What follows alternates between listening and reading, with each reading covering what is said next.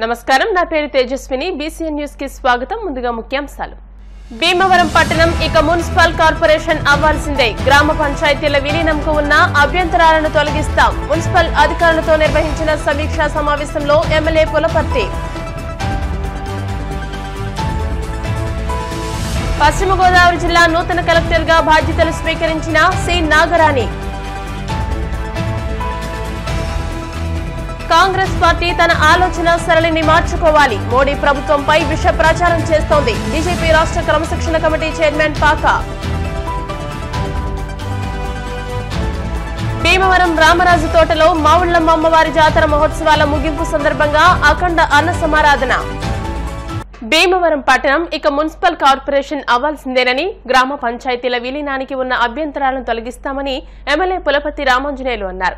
Bhimavaram municipal కార్యాలయంలో జరిగిన అధికారులతో నిర్వహించిన సమీక్షా సమావేశంలో ఎమ్మెల్యే అంజిబాబు పాల్గొని మాట్లాడారు. రాయలం, చినామిరంలో ఉన్న కోర్టు కేసులను తొలగిస్తామని, మున్సిపల్ కార్పొరేషన్ చేయడానికి అన్ని అడ్డంకులను తొలగిస్తామని అన్నారు. డ్వాక్రా గ్రూపులు రాజకీయ పార్టీలకు ప్రతినిధులుగా మారిపోయాయని, ఎన్నికల్లో రాజకీయం డ్వాక్రా గ్రూపుల చుట్టూనే తిరిగిందని, పద్ధతి మార్చుకోవాలని, తమకే కాదు ఏ పార్టీకి వత్తాసు పలకవద్దని, సంఘాల అభివృద్ధికి దృష్టి సారించాలని అన్నారు. గతంలో మున్సిపాలిటీలో 3 సీఆర్పీలు 30 లక్షల దుర్వినియోగానికి పాల్పడ్డారని, వారిపై ఎందుకు చర్యలు తీసుకోలేదని, కేసులు ఎందుకు నమోదు చేయలేదని ప్రశ్నించారు. 3 నెలల సమయం ఇస్తున్నా సొమ్ములైనా రికవరీ చేయాలి లేదా కేసులైనా పెట్టాలని, ఈ విషయంలో ఎటువంటి రాజీ లేదని, వదిలే ప్రసక్తే లేదన్నారు. పట్టణంలో రోడ్లపై చెత్త కనిపించకూడదని, అవసరమైతే ప్రజలకు అవగాహన కల్పించాలని, రోడ్డుపై చెత్త వేస్తే జరిమానా విధించాలని, పరిశుభ్రమైన భీమవరంగా చేసుకుందామని అన్నారు. పట్టణంలో చాలా చోట్ల ఖాళీ స్థలాలకు సంబంధించిన యజమానులకు నోటీసులు జారీ చేయాలని, ఈ ఖాళీ స్థలాల వల్లే చెత్తా చెదరాలు పెరిగిపోతున్నాయని, ప్రహారీలు కట్టుకునేలా ఆదేశాలు ఇవ్వాలని అధికారులకు సూచించారు.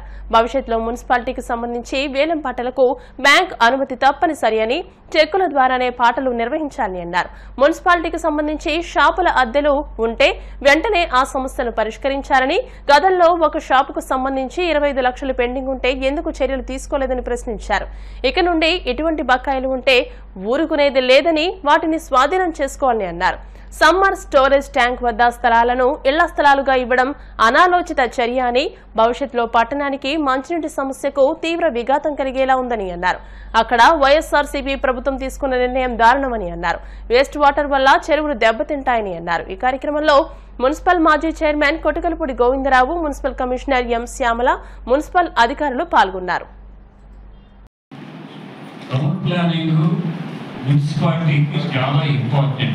అందమైన పట్టణం తయారవ్వాలి,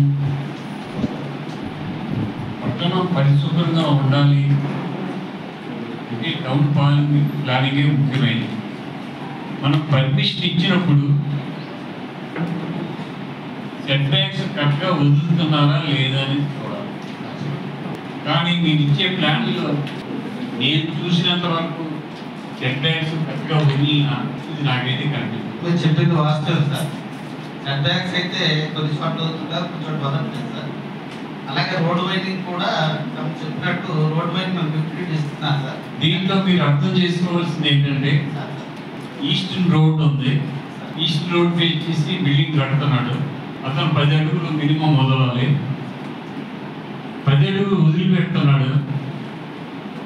వదిలిపెట్టిన దాంట్లో మళ్ళీ మెట్లు పోసుకోబెడుతున్నాడు. వదిలిపెట్టిన ఉపయోగం ఉంది, కానీ అతనికి రియల్గా ఉపయోగం ఏంటంటే, భవిష్యత్తులో ఎప్పుడైనా రోడ్డు విస్తరణ జరిగినప్పుడు అతను నష్టపోతాడు.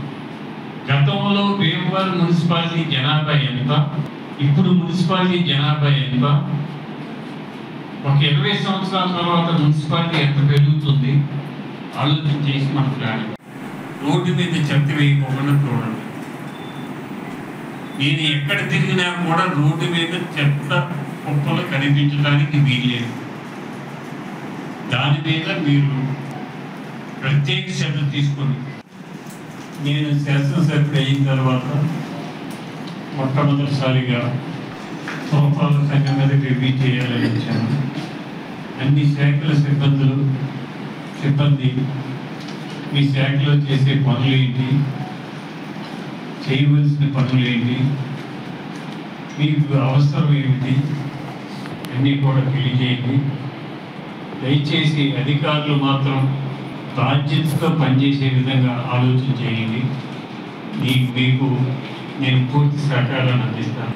ఈ సమస్యలు ఏమున్నా కూడా తెలియజేసినట్లయితే ఆ సమస్యలు పరిష్కరించి మీరు చక్కగా పనిచేయడానికి నేను తోడ్పాటుగా ఉంటాను.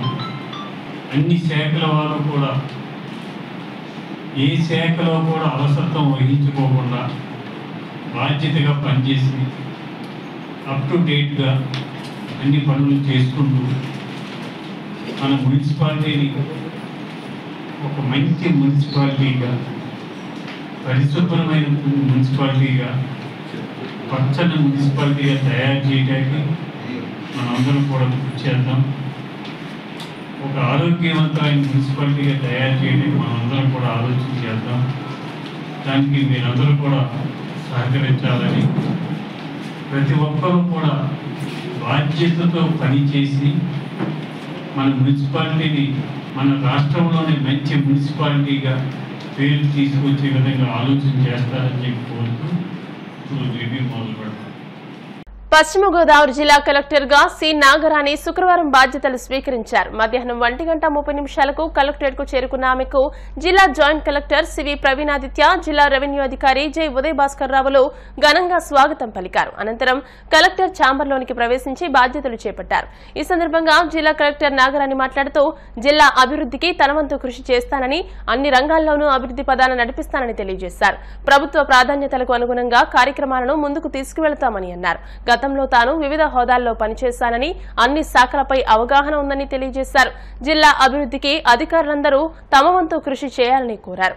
బాధ్యతలు స్వీకరించిన జిల్లా కలెక్టర్ కు జిల్లా జాయింట్ కలెక్టర్, జిల్లా రెవెన్యూ అధికారులు, కలెక్టరేట్ పరిపాలనాధికారి పి పాపారావు, భీమవరం, నర్సాపురం ఆర్డీఓలు కె శ్రీనివాసులు రాజు, ఎం అచ్యుత అంబరీష్, వివిధ శాఖల అధికారులు, కలెక్టరేట్ సెక్షన్స్ సూపరింటెండెంట్స్, మీడియా ప్రతినిధులు, ఉద్యోగులు పుష్పగుచ్చాలను అందజేసి శుభాకాంక్షలు తెలియజేశారు.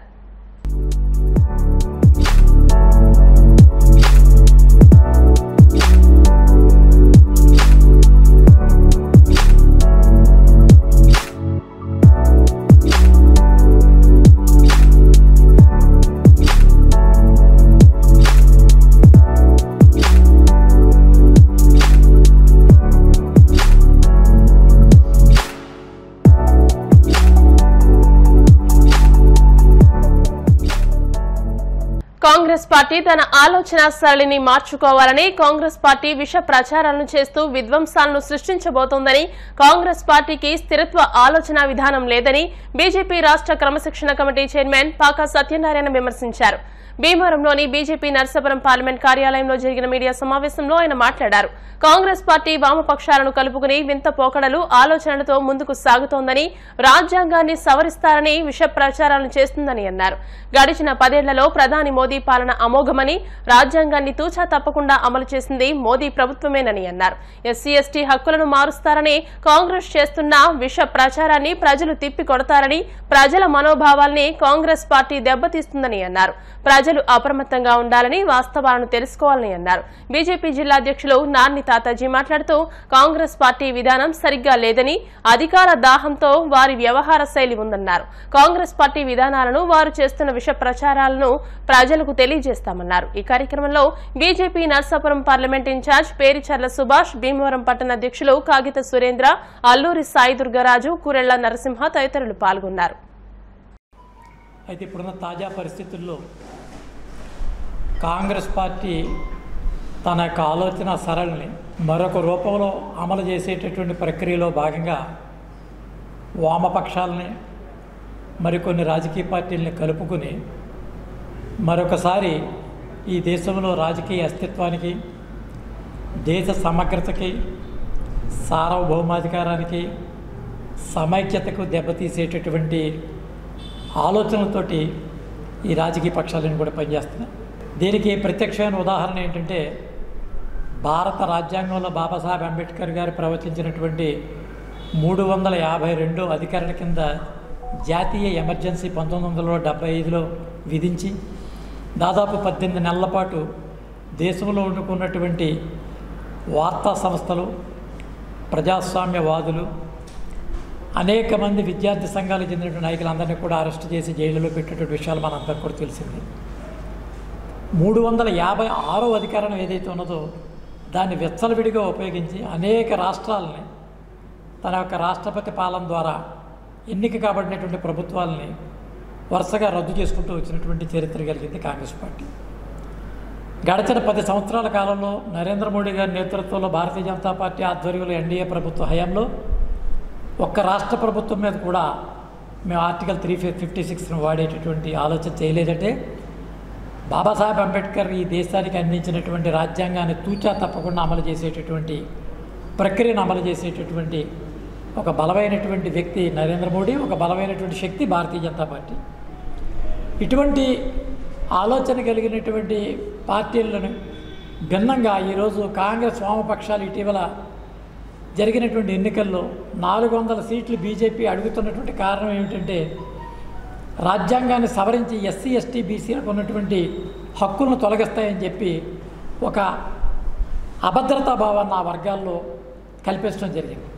దురదృష్టం ఏంటంటే 104వ రాజ్యాంగ సవరణ ద్వారా రాబోయే 10 సంవత్సరాల కాలానికి ఎస్సీ ఎస్టీలకి రాజ్యాధికారాన్ని నరేంద్ర మోడీ గారి ప్రభుత్వమే రెన్యూల్ చేయడం జరిగింది.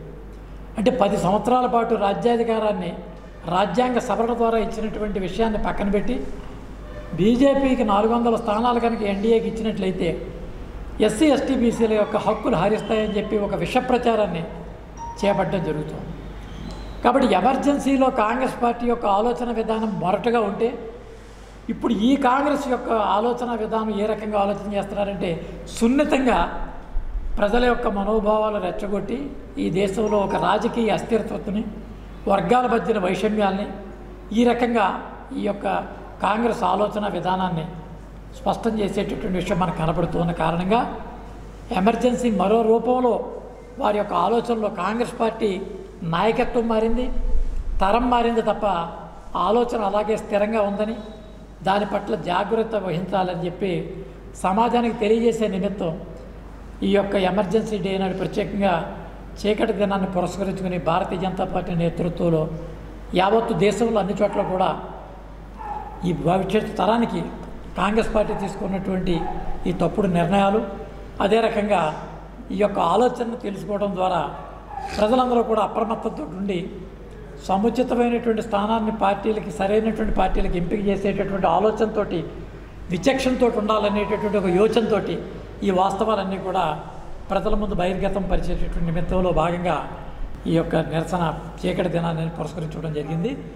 ఈ యొక్క పత్రికా సమావేశాన్ని ఏర్పాటు చేయడానికి ప్రధానమైనటువంటి కారణం భారతదేశంలో కాంగ్రెస్ పార్టీ యొక్క వైఖరి, కాంగ్రెస్ పార్టీ యొక్క విధానం ఏ విధంగా ప్రజాస్వామ్యానికి విఘాతం కలిగిస్తుందనే దాని మీద ఇవాళ మాట్లాడడానికి ఒక పత్రికా సమావేశం ఏర్పాటు చేయడం జరిగింది.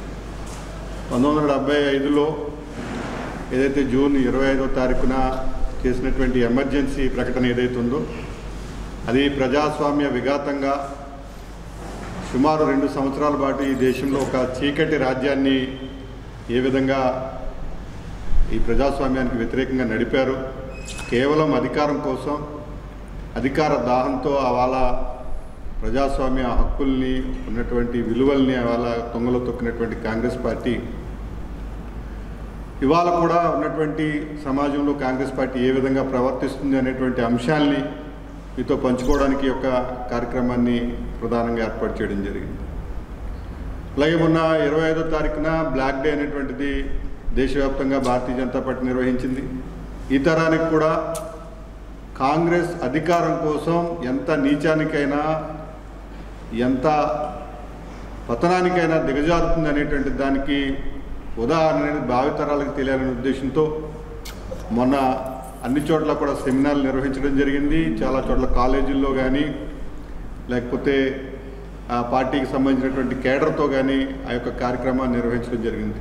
అదే రోజున భీమవరంలో కూడా ఒక సెమినార్ని పెద్దలు పాక సత్యనారాయణ గారు వక్తగా ఒక కార్యక్రమాన్ని తీసుకోవడం జరిగింది.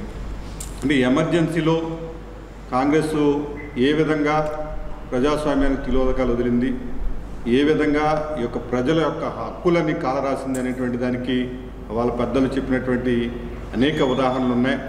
ఎవరిని కూడా పత్రికల్ని మాట్లాడనివ్వకుండా నిర్బంధించారు. జాతీయవాదులు నిర్బంధించారు. అలాగే ఈ దేశంలో ఎమర్జెన్సీగా అప్పటికప్పుడు కుటుంబ నియంత్రణ పేరుతో సుమారు 83 లక్షల మందికి కుటుంబ నియంత్రణ ఆపరేషన్లు అశాస్త్రీయంగా చేయడం కారణంగా అనేక మంది మరణం బారిన పడ్డారు. ఇలాగ అనేకమైనటువంటి దుర్మార్గాలు కాంగ్రెస్ పార్టీ అప్పటి నుంచి ఇవాళ వరకు కూడా స్టిల్ ఇవాళకి కూడా కాంగ్రెస్ పార్టీ పతనావస్థలో ఉన్నప్పటికీ కూడా ఇవాళ ఈ దేశం యొక్క అస్తిత్వాన్ని ప్రశ్నించే విధంగానే దాని యొక్క నిర్ణయాలు ఉంటున్నాయి. ఇది ప్రజలకు తెలియాలనే ఉద్దేశంతో ఈ యొక్క ప్రెస్ కాన్ఫరెన్స్ ఏర్పాటు చేయడం జరిగింది. భీమవరం 2 టౌన్లోని 36వ వార్డు రామరాజు తోటలో వేంచేసి ఉన్న శ్రీ మావుళ్ళమ్మ అమ్మవారి 39వ జాతర మహోత్సవాల ముగింపు సందర్భంగా శుక్రవారం అఖండ అన్న సమారాధన నిర్వహించారు. ప్రధాన దాతలు వేగేసిన గోపాలకృష్ణరాజు, వేగేసిన శివరామరాజులు ప్రత్యేక పూజలు నిర్వహించి అన్న సమారాధన ప్రారంభించారని మావుళ్ళమ్మ సేవా సమితి అధ్యక్ష కార్యదర్శులు రామాయణం వెంకటలక్ష్మి తులసి పార్వతి, రేవూరి గోగురాజులు తెలియజేశారు. ఆర్ఆర్ ఫౌండేషన్ అధినేత రామాయణం సుధీర్ మాట్లాడుతూ 15,000 మందికి పైగా భక్తులకు అన్న సమారాధనకు ఏర్పాట్లు చేశామని చెప్పారు.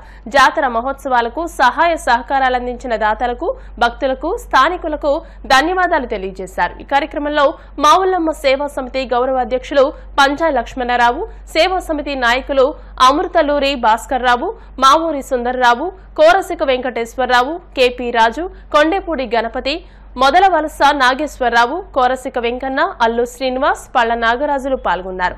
అమ్మవారి లడ్డూ వేలం వేయగా 14,000 రూపాయలకు భక్తులు లడ్డూను కొనుక్కున్నారు.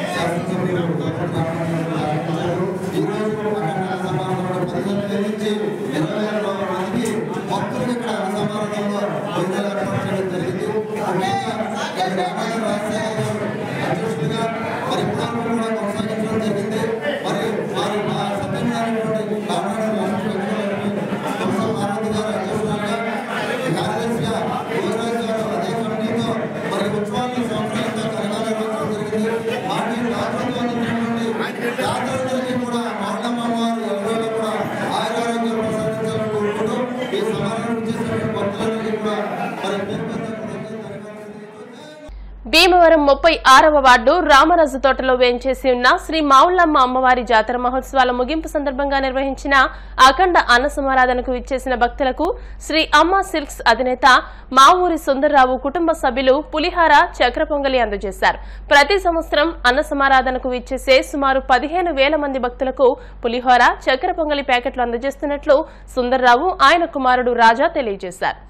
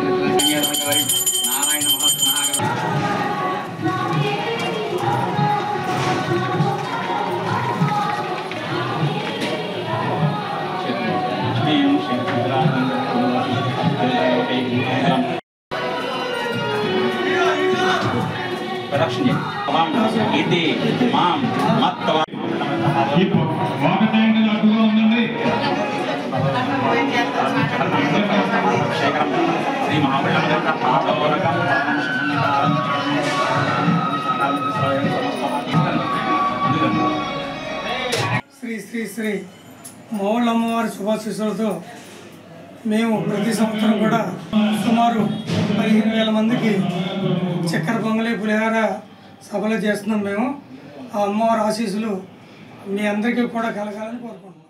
ఇప్పుడు కాసేపు ప్రకటనలు.